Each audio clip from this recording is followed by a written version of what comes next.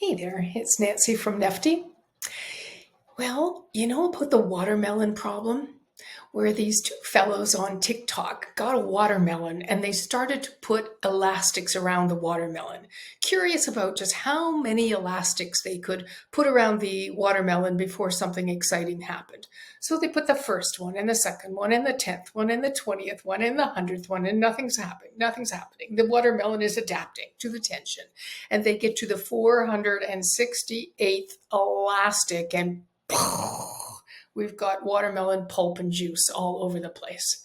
Well, I laughed, but I also cringed because this is exactly what happens with the human nervous system, right?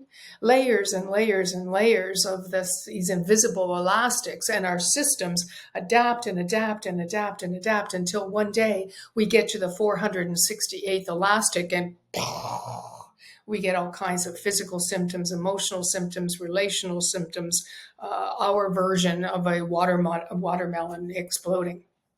Now, I know this not just as a psychotherapist, a coach, and a trainer, but I also know it as a human being because this is exactly what happened to me 40 years ago. Right? I was living under these layers of invisible elastic tension. Now, I didn't even know they were there. I mean, I was functioning super well on the outside, super successful, and receiving all kinds of accolades and financial success.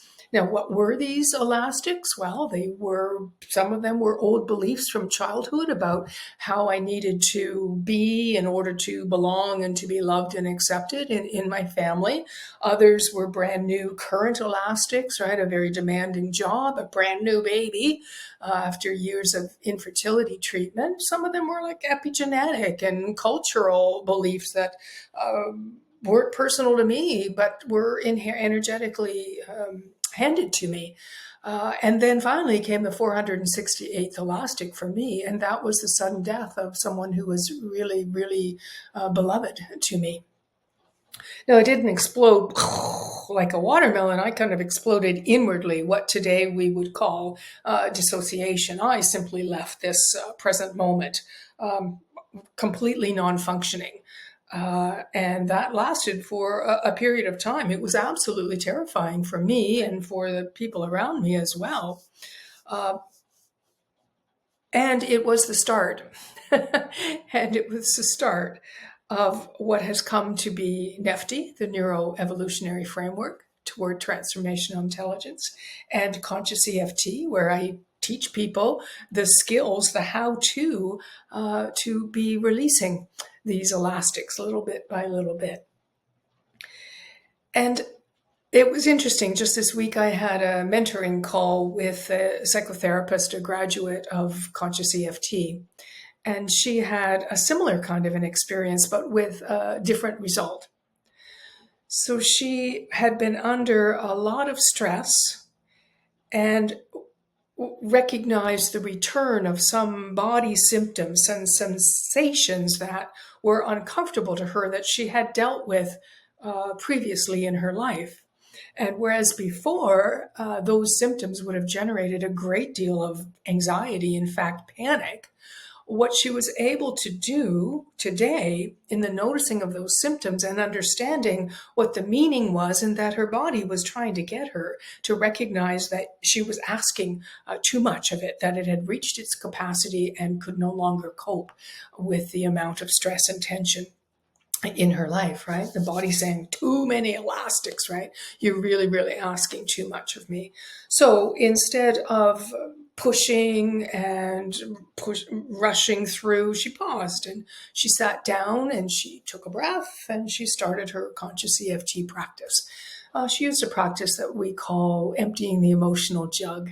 She gave herself time to feel what was true for her and eventually then to soften and to release and shift that energy. The moment wasn't dramatic. It was no big explosion. There was no breakdown. It was just this quiet reclaiming of her internal safety. But her system knew what to do because she had built trust over time with her Conscious EFT practice. And that's what conscious EFT really is. It's learning how to hear the body say enough before it needs to shout. And it's knowing how to turn toward that body experience with compassion. And it's giving yourself permission, right? Permission to actually turn toward, to acknowledge the elastics and the tension and the adaptations that the body has made to cope with all of that. So maybe today, right, just for a little moment right here, if you're willing, we could just take a slow breath. Maybe we could even put a hand on our heart and to just notice where our system might feel under pressure and to gently turn toward it. And just tapping on the acupressure points to just acknowledge, even though there are elastics constraining my system right now, I'm willing to acknowledge that they're there. Even though I don't necessarily know what they are, I am willing to acknowledge that there are elastics constricting my system. And even though there's part of me that just wants to rip those elastics off, I'm willing to acknowledge that the appropriate way is to go slow and steadily toward recovering the flow of life energy in my system. And then just an easy breath, again, perhaps holding your heart, and just a slow moving of your shoulders and your eyes and your head, allowing your body to take in the evidence of safety right here in this moment. Because your body isn't the problem.